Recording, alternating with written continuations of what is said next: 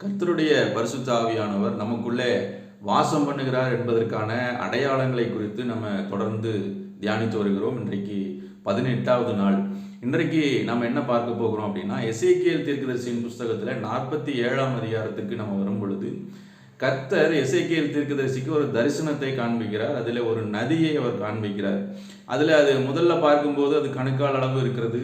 சிறிது தூரம் கடந்து போகும்போது முழங்கால் அளவுக்கு வருகிறது, திரும்ப இடுப்பளவு, திரும்ப நீச்சல் ஆழம் என்று சொல்லி அந்த நதியை குறித்து அங்கே சொல்லப்பட்டு வருகிறது.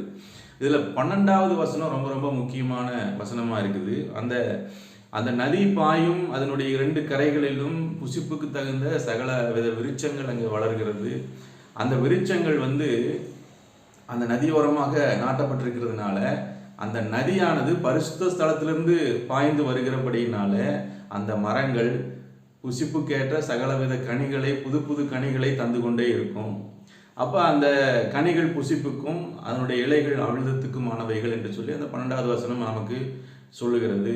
அப்போ இங்கே இந்த நதியை குறித்து நம்ம பார்க்கும் பொழுது, அந்த நதி எதுக்கு அடையாளமாக இருக்குதுன்னா, பரிசுத்த ஆவியானவருக்கு அடையாளமாக இருக்குது. பரிசுத்த ஆவியான நமக்குள்ளே செய்கிற கிரியைகளுக்கு அது அடையாளமாக இருக்கிறது.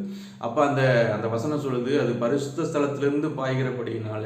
இப்போ பரிசுத்த ஆவியானவர் நமக்குள்ளே வரும் பொழுது ஒரு மனுஷனுடைய வாழ்க்கை கனிகள் நிறைந்ததாக இருக்கும்.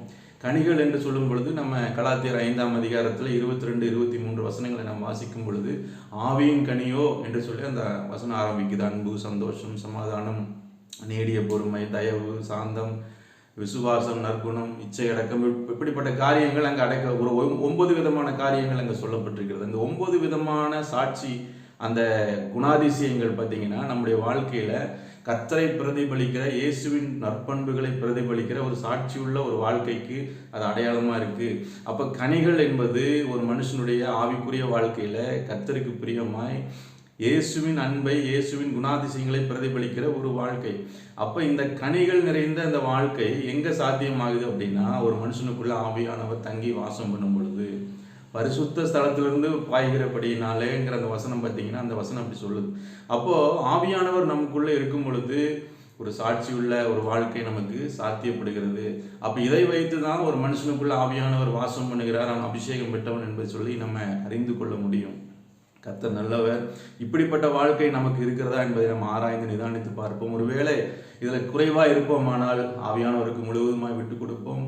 ஒரு கனிகள் நிறைந்த ஒரு வாழ்க்கையை நம்ம வாழ முயற்சிப்போம். God bless you. மீண்டும் நாளைக்கு சந்திப்போம். Have a good day.